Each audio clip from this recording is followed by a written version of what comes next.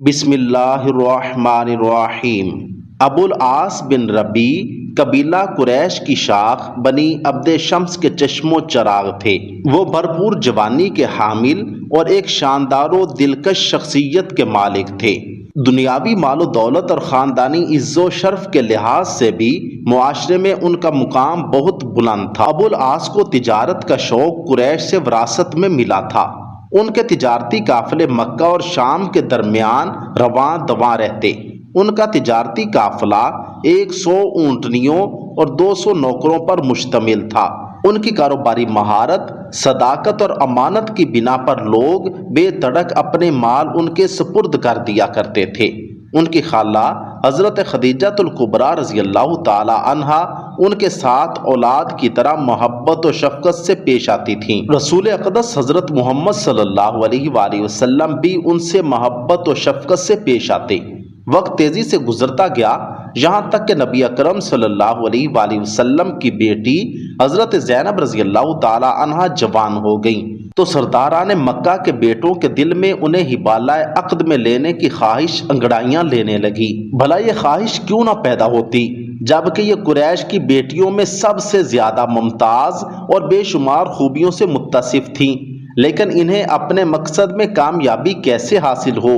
اس لیے کہ مکہ کے ایک ابھرتے ہوئے جوان ان کی خالہ کے بیٹے ابو العاص بن ربی آڑے آ چکے ہیں۔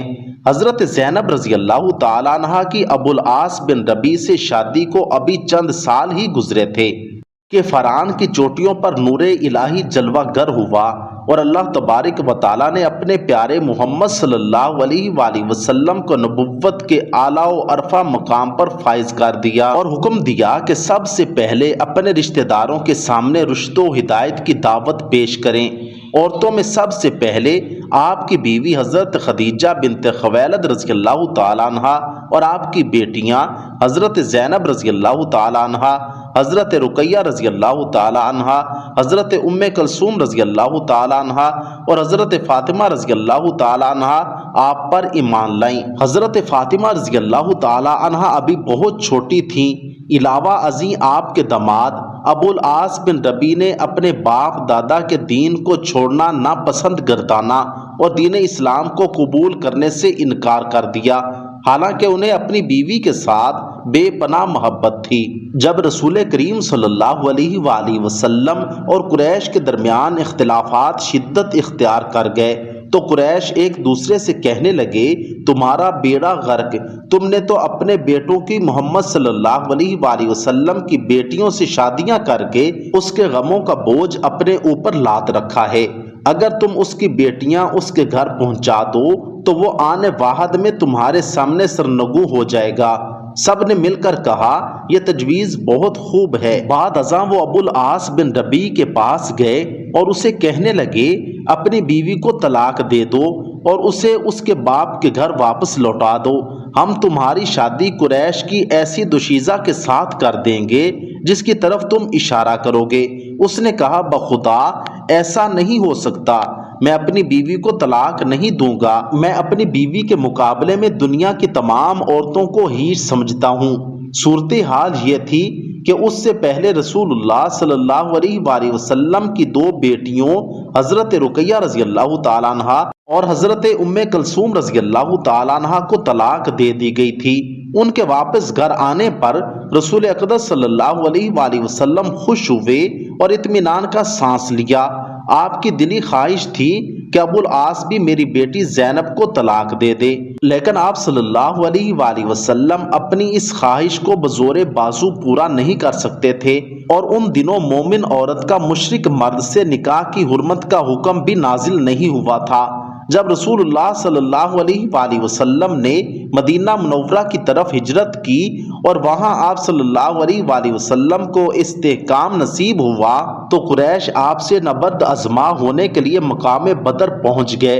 انہوں نے ابو العاص کو بھی اپنے ساتھ چلنے پر مجبور کیا، حالانکہ وہ مسلمانوں سے لڑائی کرنے پر آمادہ نہ تھا اور نہ ہی مسلمانوں کے بالمقابل آنے میں اسے کوئی دلچسپی تھی، لیکن اپنی قوم میں امتیازی حیثیت کی بنا پر مجبوراً قریش کے ساتھ بدر کی طرف جانا پڑا۔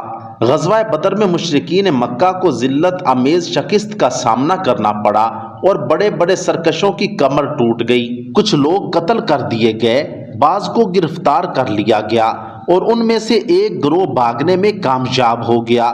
قیدیوں میں حضرت زینب بنت محمد صلی اللہ علیہ وآلہ وسلم کا خامد ابو العاص بھی تھا۔ نبی اکرم صلی اللہ علیہ وآلہ وسلم نے قیدیوں کو آزاد کرنے کے لیے حسب مراتب 1000 سے لے کر 4000 درہم تک فدیہ مقرر کر دیا۔ قیدیوں کو آزاد کرانے کے لیے فدیہ کی رقم لے کر قاصدوں کی مدینہ منورہ آمد و رفت شروع ہو گئی۔ حضرت زینب رضی اللہ تعالیٰ عنہ نے اپنے خامند کو آزاد کرانے کے لیے ایک شخص کو فدیہ کی رقم دے کر مدینہ منورہ بھیجا۔ فدیہ کے مال میں حضرت زینب رضی اللہ تعالیٰ عنہ نے اپنا وہ ہار بھی شامل کر دیا جو ان کی والدہ ماجدہ حضرت خدیجہ الکبریٰ رضی اللہ تعالیٰ عنہ نے انہیں شادی کے موقع پر دیا تھا۔ جب یہ ہار رسول اقدس صلی اللہ علیہ وآلہ وسلم نے دیکھا تو غم و اندوہ سے آپ کے چہرے کا رنگ بدل گیا اور دل پر رقت طاری ہو گئی۔ پھر اپنے صحابہ کرام رضوان اللہ علیہم اجمعین کی طرف دیکھ کر ارشاد فرمایا، زینب رضی اللہ تعالی عنہا نے ابو العاص کو چھڑانے کے لیے یہ مال بطور فدیہ بھیجا ہے، اگر ہو سکے تو اس کے قیدی کو آزاد کر دو اور اس کا مال واپس لوٹا دو۔ سب نے بیک زبان کہا، یا رسول اللہ صلی اللہ علیہ وآلہ وسلم، ہم ویسے ہی کریں گے جس سے آپ کی آنکھوں کو ٹھنڈک اور دل کو اطمینان حاصل ہو۔ حضور صلی اللہ علیہ وآلہ وسلم نے ابو العاص کو قید سے آزاد کرنے سے پہلے یہ شرط لگا دی کہ مکہ جاتے ہی بلا تاخیر زینب رضی اللہ تعالی عنہا کو مدینہ بھیج دے۔ ابو العاص نے وعدے کے مطابق اپنی بیوی حضرت زینب رضی اللہ تعالی عنہا کو مدینہ روانہ ہونے کے لیے کہا اور یہ انہیں بتایا کہ مکہ سے کچھ فاصلے پر آپ کے والد مکرم کے بھیجے ہوئے قاصد انتظار کر رہے ہوں گے۔ ان کے لیے زاد راہ اور سواری کا انتظام بھی کر دیا اور اپنے بھائی عمرو بن ربیع کو کہا کہ ان کے ہمراہ جائے اور قاصدوں کے سپرد کرائے۔ عمرو بن ربیع نے اپنی کمان کندھے پر لٹکائی اور ترکش ہاتھ میں لی۔ حضرت زینب رضی اللہ تعالی عنہا کو ہودج میں بٹھایا اور دن کے وقت قریش کی نظروں کے سامنے علل اعلان مکہ سے روانہ ہوئے۔ قریش یہ منظر دیکھ کر بھڑک اٹھے، ابھی تھوڑی دور ہی گئے تھے کہ انہیں جا لیا۔ حضرت زینب رضی اللہ تعالی عنہا کو دھمکیاں دینے لگے۔ یہ صورتحال دیکھ کر عمرو بن ربیع نے اپنے ترکش سے تیر نکال کر کمان میں رکھا اور بولا، بخدا جو شخص بھی میرے قریب آئے گا میں اس کی گردن میں تیر ماروں گا۔ یہ بڑے تیر انداز تھے، ان کا کوئی نشانہ خالی نہیں جاتا تھا۔ صورتحال کو بانپتے ہوئے ابو سفیان بن حرب سامنے آئے اور پیار بھرے لہجے میں کہنے لگے، بیٹا اپنا تیر روکو، ہم تم سے بات کرنا چاہتے ہیں۔ یہ سن کر اس نے تیر روک لیا۔ ابو سفیان نے اس سے کہا، تم نے یہ اچھا نہیں کیا، زینب کو تم ہماری آنکھوں کے سامنے اعلانیہ لیے جا رہے ہو۔ عرب غزوہ بدر میں پیش آنے والی رسوائی اور اس کے باپ کے ہاتھوں لگے چرکوں کو ابھی بھولے نہیں۔ اگر تم اس طرح اعلانیہ اس کی بیٹی کو یہاں سے لے جاؤ گے تو عرب ہمیں بزدلی، ذلت اور رسوائی کا طعنہ دیں گے۔ میری بات مانو، اسے ابھی واپس لے جاؤ، اسے اپنے خاوند کے گھر کچھ دن رہنے دو۔ جب لوگوں کو یقین ہو جائے گا کہ ہم نے اسے واپس لوٹا لیا ہے تو موقع پا کر چپکے سے اسے لے جانا اور اس کے باپ کے پاس چھوڑ آنا، ہمیں اسے یہاں روکنے میں کوئی دلچسپی نہیں۔ عمرو بن ربیع نے ابو سفیان کی یہ بات مان لی اور حضرت زینب رضی اللہ تعالی عنہا کو واپس مکہ لوٹا کر لے گیا۔ چند دنوں کے بعد رات کے وقت حضرت زینب رضی اللہ تعالیٰ عنہ کو اپنے ہمراہ لیا اور بھائی کی تلقین کے مطابق رسول اقدس صلی اللہ علیہ وآلہ وسلم کے قاصدوں کے حوالے کرایا۔ ابو العاص اپنی بیوی کی جدائی کے بعد ایک مدت تک مکہ میں اکیلا رہا۔ فتح مکہ سے کچھ عرصہ پہلے تجارتی سلسلہ میں شام روانہ ہوا۔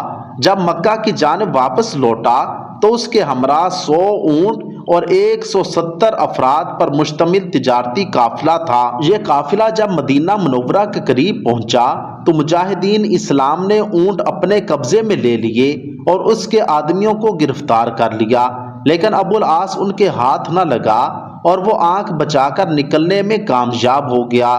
جب رات کی تاریکی چھا گئی تو ابو العاص اندھیرے سے فائدہ اٹھاتا ہوا دبے پاؤں مدینہ میں داخل ہوا اور اپنی بیوی حضرت زینب رضی اللہ تعالیٰ عنہ سے پناہ طلب کی تو انہوں نے پناہ دے دی۔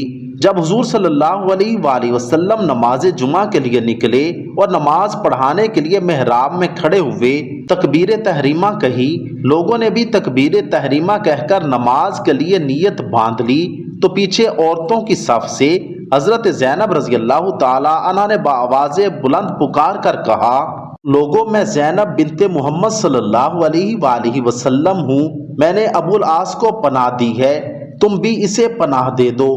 جب نبی اکرم صلی اللہ علیہ وآلہ وسلم نے سلام پھیرا تو لوگوں کی طرف متوجہ ہوئے اور فرمایا، تم نے وہ بات سنی ہے جو میں نے سنی ہے؟ سب نے کہا، ہاں یا رسول اللہ صلی اللہ علیہ وآلہ وسلم۔ آپ صلی اللہ علیہ وسلم نے ارشاد فرمایا، مجھے قسم ہے اس ذات کی جس کے قبضے میں میری جان ہے، مجھے پہلے اس واقعہ کے بارے میں کچھ علم نہیں، میں نے ابھی یہ بات سنی ہے۔ مسلمانوں میں سے ایک ادنا شخص بھی کسی کو پناہ دے سکتا ہے۔ پھر آپ صلی اللہ علیہ وآلہ وسلم گھر گئے اور اپنی بیٹی سے کہا، ابو العاص کی عزت کرنا، لیکن تمہیں یہ معلوم ہونا چاہیے کہ تم اس کے لیے حلال نہیں ہو۔ پھر آپ صلی اللہ علیہ وآلہ وسلم نے ان لوگوں کو بلایا جنہوں نے اس کے اونٹ پکڑے تھے اور آدمیوں کو گرفتار کیا تھا، ان سے کہا، دیکھو جیسا کہ تم جانتے ہو کہ یہ شخص ہم میں سے ہے، تم نے اس کا مال اپنے قبضے میں لے لیا، میری خواہش ہے کہ تم اس پر احسان کرتے ہوئے اس کا مال واپس لوٹا دو، اور اگر تم لوٹانا نہیں چاہتے تو یہ مال غنیمت ہے، اسے روکنے کا بھی تمہیں پورا حق ہے۔ سب نے بیک زبان کہا، یا رسول اللہ صلی اللہ علیہ وآلہ وسلم، ہم بخوشی اس کا مال واپس لوٹانے کے لیے تیار ہیں۔ ابو العاص جب اپنا مال وصول کرنے کے لیے آیا تو مجاہدین نے کہا، ابو العاص تم قریش کے ایک معزز فرد ہو اور رسول اللہ صلی اللہ علیہ وآلہ وسلم کے چچا کے بیٹے اور دماد ہو، اگر تم مسلمان ہو جاؤ تو ہم تمہارا سارا مال و گزار کر دیتے ہیں، تم اہل مکہ کے مال سے خوب فائدہ اٹھاؤ اور ہمارے ساتھ مدینہ میں رہو۔ یہ بات سن کر اس نے کہا، کیا میں اپنے نئے دین کا آغاز دھوکے سے کروں؟ ایسا نہیں ہو سکتا۔ ابو العاص مال سے لدے ہوئے اپنے اونٹ لے کر مکہ کی طرف روانہ ہو گیا۔ منزل مقصود پر پہنچ کر ہر ایک کو اس کا حق ادا کیا، پھر فرمایا، اے خاندان قریش، کیا کسی کا کوئی مال میرے پاس ہے کہ ابھی اس نے مجھ سے وصول نہ کیا ہو؟ سب نے کہا، نہیں، تم سلامت رہو، ہم نے تمہیں وفادار، شریف النفس اور دیانت دار پایا ہے۔ پھر ابو العاص نے فرمایا، سن لو، میں نے تمہارے حقوق پورے کر دیے اور اب تمہارے سامنے اعلان کرتا ہوں، اشہد ان لا الہ الا اللہ و اشہد ان محمد الرسول اللہ، میں گواہی دیتا ہوں کہ اللہ کے سوا کوئی عبادت کے لائق نہیں اور حضرت محمد صلی اللہ علیہ وآلہ وسلم اللہ کے رسول ہیں۔ اللہ کی قسم، حضرت محمد صلی اللہ علیہ وآلہ وسلم کے پاس مدینہ میں اسلام قبول کرنے سے صرف اس چیز نے روکا، مجھے اس بات کا اندیشہ تھا کہ تم یہ خیال کرو گے کہ میں نے تمہارا مال کھانے کے لیے اسلام قبول کیا ہے۔ جب اللہ تعالیٰ نے مجھے مال تمہارے سپرد کر دینے کی توفیق دی اور میں نے اپنی ذمہ داری پوری کر دی تو میں اب اسلام قبول کرتا ہوں۔ پھر یہ روانہ ہوئے اور امام الانبیاء نبی رحمت صلی اللہ علیہ وآلہ وسلم کی خدمت اقدس میں حاضر ہوئے۔ آپ صلی اللہ علیہ وآلہ وسلم بڑی شفقت سے پیش آئے اور بیوی ان کے حوالے کر دی۔ آپ صلی اللہ علیہ وآلہ وسلم ان کے بارے میں فرمایا کرتے تھے، ابو العاص نے مجھ سے بات کی تو سچ بولا، مجھ سے وعدہ کیا تو پورا کیا۔